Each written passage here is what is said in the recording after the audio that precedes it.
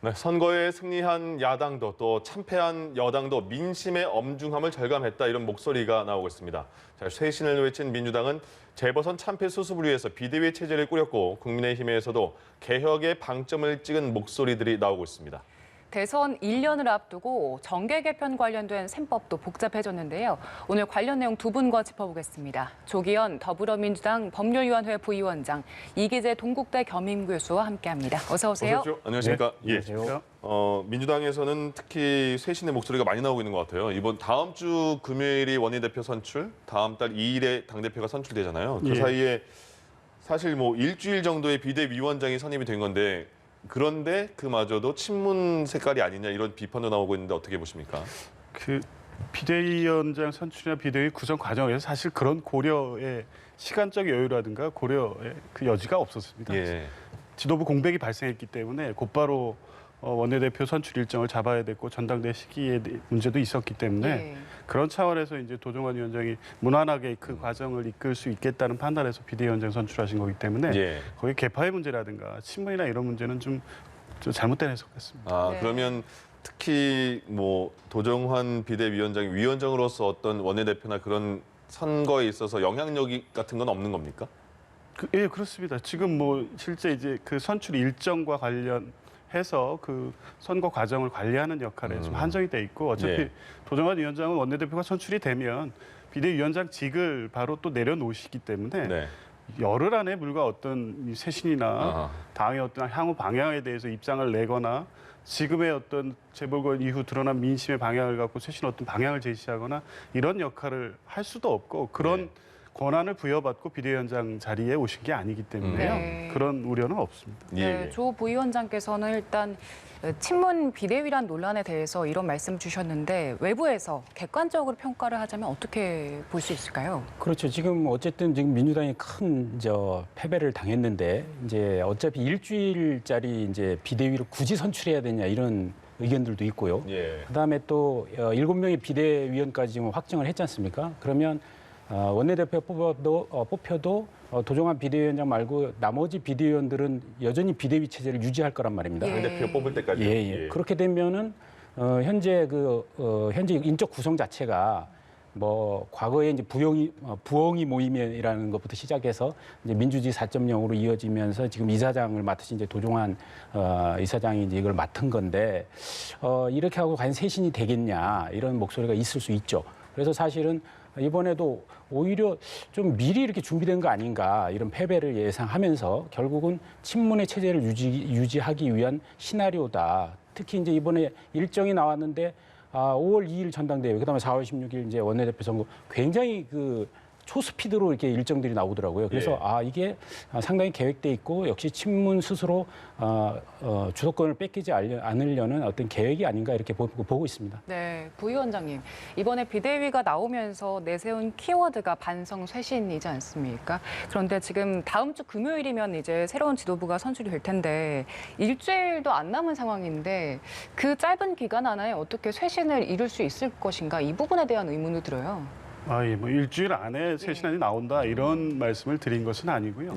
지금 과정은 이제 비대위원 중심으로 해서 세대별로나 선수별로 해서 계속 의견을 듣는 일정을 계속 가져가고 있고 그렇게 해서 이제 원내대표가 선출이 되셔서 다시 이제 비대위원장으로서 전당대회까지 가는 과정 동안 그 과정 반성과 쇄신을 위한 당내 의견 수렴 절차가 계속 진행될 겁니다. 그러니까 그 짧은 시간에 지금 이 재보선에 드러난 민심에 저희에게 대한 어떤 비판과 반성을 요구한 민심을 정확히 받아들이고 뭘 해야 될지 문제가 뭔지는 어느 정도 드러났다고는 하지만 그것을 반영해서 향후 국정 운영을 어떻게 해야 될지에 대해서는 많은 준비가 필요하고 그런 시간이 아마 전당대회까지 쭉 이뤄질 것으로 봅니다.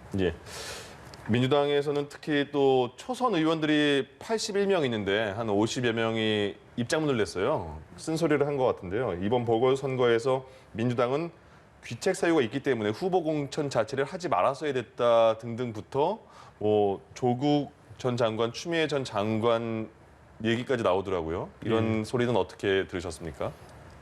다양한 의견과 입장이 있을 수 있다고 봅니다. 과거로 돌아가서 이제 평가해 보면 사실 당내 분위기가 2007년의 경험, 대선 패배 연달아 계속 선거를 패배할 때 분위기가 그 사분오열돼서 자기의 목소리만 내고 결국에 예. 자기의 정치적 이해에 따라서 당의 이익을 이제 버리는 이런 분위기가 있었던 거에 대한 당내 반성이 있었습니다. 예. 그렇다 보니까 아무래도 이번 선거 과정에서도 그렇고 계속 대승을 하는 선거가 계속 되다 보니까 예. 이 이견을 그 말하는 것이 오히려 당에 부담이 되는 것이 아니냐라는 좀 묵시적 동의가 있었던 것 같습니다. 예. 그러니까 실제 이제 그런 과정에서 대부분 선거에서 승리를 했기 때문에 그런데 이제 지난 총선에서 압도적 승리한 이후에 부동산가 폭등이라든가 코로나 장기화로 인한 국민들의 고통의 가중이라든가 또 뭐 이 재보선의 원인이 된 뭐 이런 불미스러운 사건들이 있을 때 왜 그때 문제 제기를 하지 않았느냐 이런 얘기가 나올 수밖에 없는 거죠. 네. 근데 뭐 어쨌든 지금이라도 그 부분에 우리가 어떤 문제가 있었는지에 대해서 정확히 짚어내고 어디 지점을 반성해야 될지가 이제 그 부분이 있어야 되기 때문에 네. 그러한 문제 제기들을 초선 의원이 지금이라도 하는 것이 다행이고 거기에서부터 출발해야 된다 이렇게 봅니다. 예. 네. 이번 초선 의원들이 발표한 그 반성문이라고 해야 될까요? 그 부분이 앞으로 얼마나 민주당이 그 쓴소리를 잘 받아들일지 그리고 어떤 지도부가 구성이 될지 이 부분이 앞으로 민주당 향보에 영향을 많이 미칠 것 같은데 지금 초선 의원들을 제외한 그 기존에 주도를 하고 있던 층들은 초선 의원들의 그 반성문에 대한 반응이 어떻습니까? 뭐 일부 문제 제기를 하시는 분들도 있는 건 맞는데요. 예. 뭐 다양한 의견이 있을 수밖에 없다고 보는데 적어도 이 부동산 문제라든가 그 박원순 시장과 오거도 이 재보궐선거의 발생 원인이 된 부분에 대해서 국민들에게 명확하게 우리의 입장을 밝히지 못하고 오히려 상처가 되는 발언들이 선거 과정에 있었던 부분들이 있었고 예. 조국 장관의 문제라든가 검찰 개혁의 문제도 방향이 틀렸다거나 그것이 옳으냐 옳지 않으냐 이런 문제는 아니었다고 봅니다. 예. 조국 장관 임명 이후에 벌써 2년 가까운 기간 동안 검찰 개혁을 한다고 했는데 그걸 믿고 미뤄줬는데 도대체 뭐가 얼마나 이루어졌느냐. 우리는 민생이 이렇게 힘든데 계속 검찰 개혁을 둘러싼 갈등 관계만 모든 뉴스를 나오고 있고 이런 상황이다 보니까 네. 예. 이런 부분에 대해서 문제 제기를 이제 지금 하는 거고요. 아마 적어도 어떤 세세한 부분에 있어서는 의견 차이가 있을 수 있지만 뭐 그런 큰 거시적인 부분에 있어서 당이 무엇을 잘못했는지에 대한 공감대는 어느 정도 형성돼 있다고 봅니다. 예. 이거 어떠세요? 그 지금 민주당 같은 경우에는 초선 의원들이 상당히 많은데 그 중에서 많은 의원들이 입장을 낸 거잖아요. 반성을 한다면서. 근데 국민의힘도 마찬가지고 초선 의원들의 목소리가 당을 변화시킬 수 있는 환경이 지금 돼 있습니까? 근데 우선은 이제 초선 의원들 저도 이제 그 초선 의원 성명서도 읽어보고 예. 뭐 그 긴급 회의 한 걸 봤는데 저는 그런 생각이 들더라고요. 그러니까 스스로에 대한 반성의 부분이 너무 적어요. 왜냐면은 그 당의 중진이나 당의 변화를 얘기하기 전에 물론 자기들의 반성도 일부 있습니다만 예. 사실 제가 이렇게 정치권을 지켜보면서 이번에 민주당의 초선 의원들이 얼마나 전면에서도 이렇게 홍위병 역할을 했는지에 대해서 국민들이 다 아시잖아요. 예. 예를 들어서 우리 고민정 의원 어떻게 했습니까? 박원순 시장 성추행 관련해서 그 옹호하면서 피해 호소인으로서 그렇게 역할을 했고 또 김남국 의원 조국 사수를 위해서 얼마나 열심히 그 앞에서 하셨습니까? 그 외에도 뭐 이수진 의원, 이탄희 뭐 의원, 뭐 김용민 의원 너무나 많은 초선 의원들이 사실은 정권의 맨 선두에 서서 오히려 돌격 앞으로 돌격대 역할을 했어요.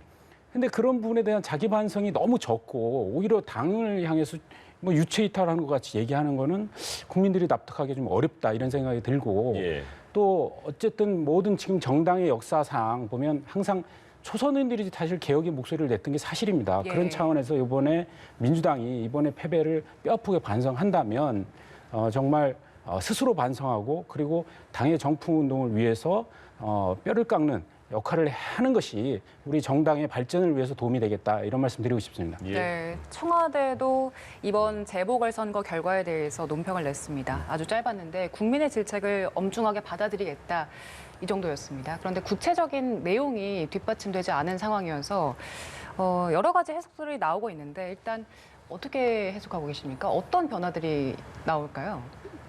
지금 단계에서 청와대가 어떤 구체적 입장을 내는 거는 뭐 적절하지도 않고 어렵다고 보여지고요. 그 말씀하신 내용에 다 들어있다고 봅니다. 결국에 이번 선거의 패배와 심판의 여론의 핵심은 부동산 그리고 코로나 장기화에 따른 고통이나 이런 부분 또 민생의 예. 불안감 뭐 이런 거였는데 사실 코로나 문제도 K방역이 성공했다는 얘기를 계속했지만 실제 그 이상으로 국민들이 느끼는 고통은 컸고 국민들의 희생을 통해서 사실 여기까지 왔는데 예. 그거에 따라서 어려워진 민생에 대한 뚜렷한 해결책을 내놓지 못한 것도 있고요. 사회적 거리두기 관련해서도 사실은 뭐 방역 그 전문가들의 의견을 충분히 듣고 또 재확산의 우려가 없는 방향에서 매우 신중하게 접근해야 된다는 건 맞지만 예. 좀 더 이제 미세한 부분에 있어서 실제 자영업자의 어려움이나 이런 부분을 해결할 수 있는 다른 조치들도 있었는데 이제 예. 그런 부분에 대한 노력이 부족하지 않았느냐 이런 부분 문제 제기가 있을 수 있는 것이고 뭐 이런 부분이 앞으로 향후 국정 운영에서 뭐 일부 조정이 될 수 있지 않을까 보고요. 당의 이제 선거 과정에서 그런 요구도 있었기 때문에 이후에 이제 새 지도부가 구성이 되면 당정청이 그러한 논의 위에서 향후 국정 운영 방향이 그쪽에서 정해지지 않을까 이렇게 보고 있습니다. 예. 예. 이기재 교수님께서는 청와대 논평 어떻게 평가하세요? 청와대는 뭐 얼마 전에도 주택 정책 그 기조 바꿀 생각 없다고 분명히 얘기했고요. 그다음에 이제 이번에 선거에 이제 참패를 한 이후에도 역시 같은 메시지, 같은 기조를 유지하고 있는 것 같습니다. 그래서 결국은 이제 민심의 무게를 받아들이는 것의 차이라고 봐요. 그래서 민주당 입장에서는 이번에 선거 과정에서도 부동산 정책 관련해서 어떤 뭐 세금을 좀 낮추는 문제라든가 혹은 민간의 어떤 주택 시장에 대한 규제 부분을 좀 풀어준다든가 규제 완화 부분 이런 거에 대해서 이제 국민들한테 약속을 했지 않습니까? 그때도 예. 뭐 청와대는 답변을 하지 않았고 기존 기조를 유지하겠다는 입장을 갖고 있는데요. 저는 뭐 어쨌든 간에 문재인 정부가 표명했던 정책을 그렇게 급격하게 수정할 수는 없을 거라고 봅니다. 그럼에도 불구하고 아까 우리 조 위원장님께서 얘기하셨듯이 좀 속도 조절이나 미세 조정 이 정도 수준으로 갈 것 같은데요. 예. 근데 그거로는 지금 이 화난 민심을 해결하기 되게 어렵다. 왜냐하면 이 정부가 처음에 표방했던 경제 정책에서 있어 소득 주도 성장이라든가 혹은 외교 정책에서 지금 현재 친중 노선이라든가 그다음에 원전 문제라든가 각각이 지금 쌓여 있어요. 그런 가운데 부동산 문제는 뭐 국민들이 너무나 지금 분노하는 영역이고 심지어 박근혜 정부는 박근혜 그 대통령은 적폐 문제로 국정운영을 농단했다고 하지만 내 주머니에 손은 안 댔다는 거 아닙니까? 실제 그런 여론이 시중에 파다하더라고요. 근데 이 부동산 문제를 가지고는 이제 내 주머니에 그 세금을 내야 되고 그다음에 이제 집을 살려고 하는데 도저히 집을 살 수 없는 상황이 벌어졌기 때문에 국민들이 이 문제를 직접적으로 얘기하고 있고 이번에 투표라는 행위로 경고를 했음에도 불구하고 정책 기조에 변화가 없다면 결국은 1년 후에 정권 교체라는 심판을 받게 될 것이다 이렇게 생각합니다. 일단 그 변창흠 국토교통부 장관은 교체가 예정돼 있고 곧 교체가 되겠죠. 그리고 정세균 총리도 곧 사의를 표명할 거다 이런 얘기 나오잖아요. 그러면 앞으로 청와대 뭐 새로운 총리, 새로운 국토부 장관 그리고 그 안에서도 인적 쇄신이 있다면 어떤 인물들이 들어와야 된다고 보십니까? 우선은 그 문재인 정부의 그 인재풀이 너무 협소한 것 같아요. 그러니까 원래 이번 정부가 뭐 적폐청산을 기초로 해서 들어왔기 때문에 더욱 그럴 수도 있지만 친문 외에는 인재 등용의 문이 다 닫혀 있다 이런 게 시중의 여론이고요.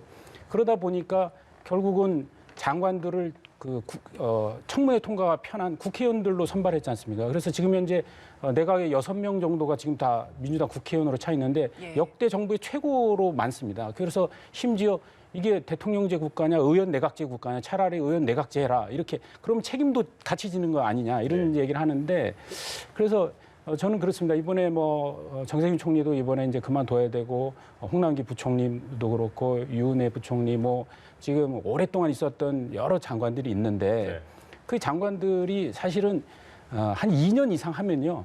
2년 이상 하면은 저는 일을 안 했다고 봅니다.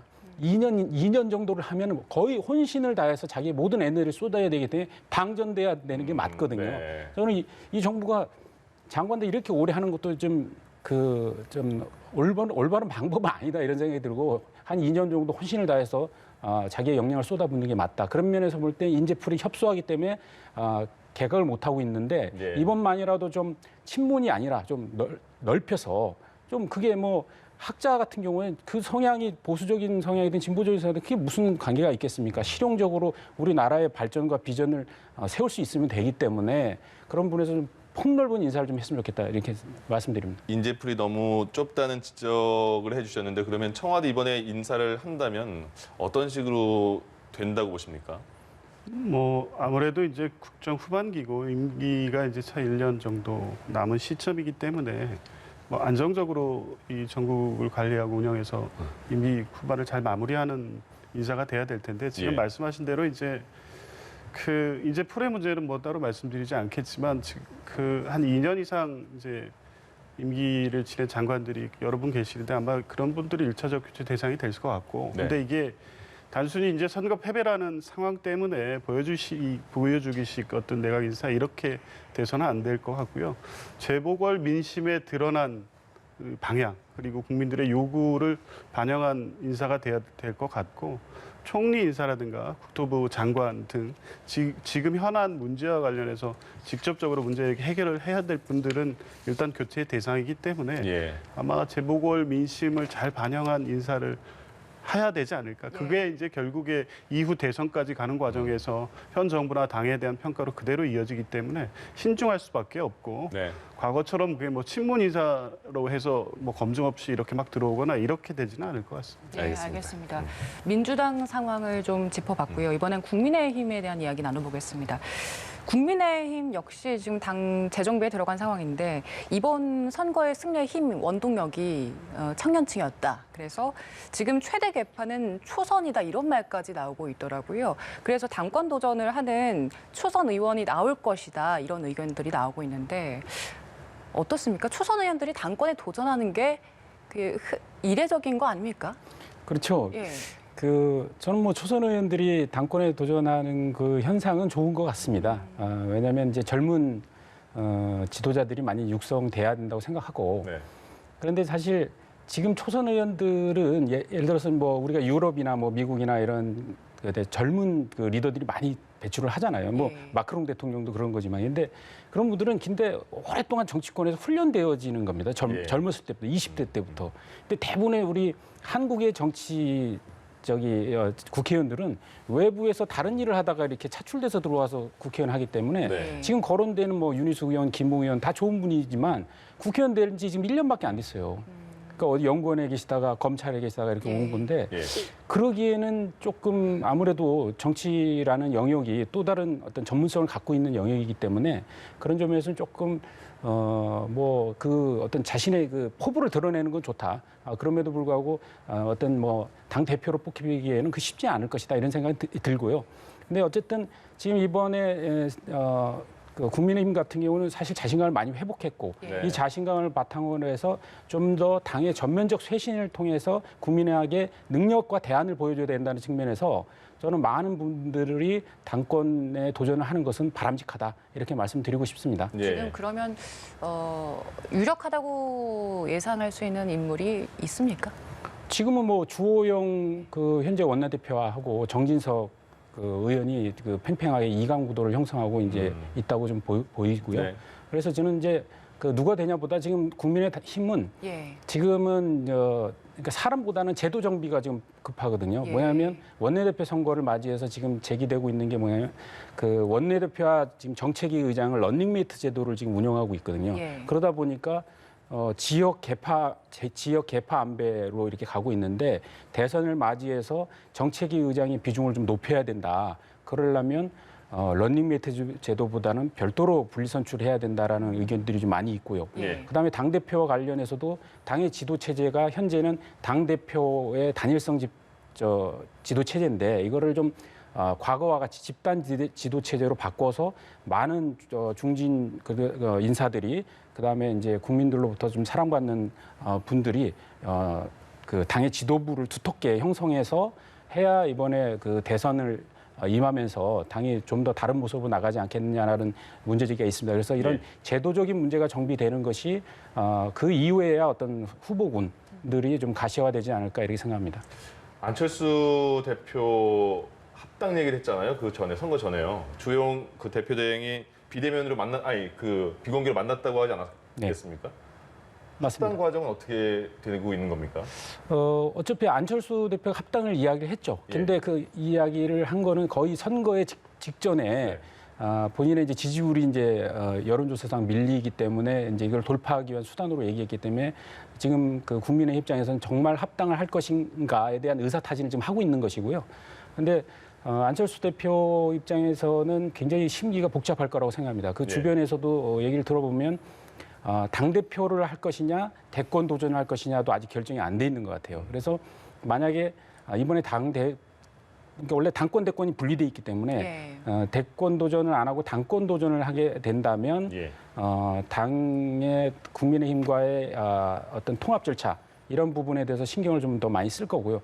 대권으로 가게 된다면 지금 당장의 통합보다는 좀 더 그 제3지대에서 자기의 세력을 키우고 윤석열 그 전 총장과의 어떤 관계 그리고 그 속에서의 어떤 가능성의 문제를 타진하고 나서 할 것이기 때문에 지금 현재는 국민의당의 의견, 내부 의견들, 당원들의 의견을 수렴하겠다라는 명분으로 잠시 좀 숨고르기를 하면서 어떤 국민의힘의 어떤 정계 개편이나 이런 과정을 좀 지켜보지 않을까 이렇게 전망합니다. 네.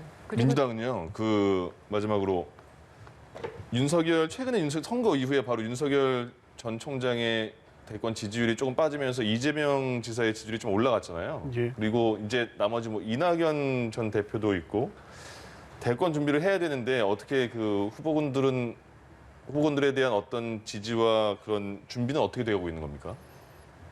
글쎄 이제 지금 윤석열 총장의 지지율이 선거 이후에 이제 하락한 거나 아마 선거 때 집중된 게 이제 당과 그 후보들 인물 중심으로 됐기 때문에 그런 것이고 상대적으로 또 이재명 후보는 이 당에 실망했던 지지자들이 여전히 견고하게 어떤 대체제로서 지지를 하고 있기 때문에 지지율이 유지되고 있는 것으로 보이는데요. 어찌됐든 이낙연 전 대표께서는 이번 선거 과정에서 아무래도 여러 좀 어려움을 겪고 계셔서 이후에 이제 어떻게 이제 대권 행보를 하실지는 지금 예측을 하기는 어렵지만 이제 지금은 어쨌든 5월 2일 전당대회까지는 그 대선 주자들 중심의 대권 행보라든가 대선을 앞세운 어떤 정치 행보 이게 우선할 수는 없다고 보여지고요.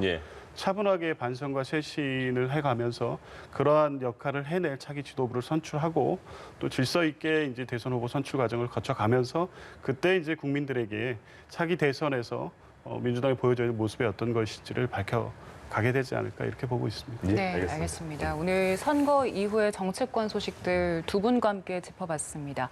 민주당 법률위원회 부위원장인 조기원 부위원장 그리고 이기재 동국대 겸임교수와 함께했습니다. 고맙습니다. 고맙습니다. 고맙습니다.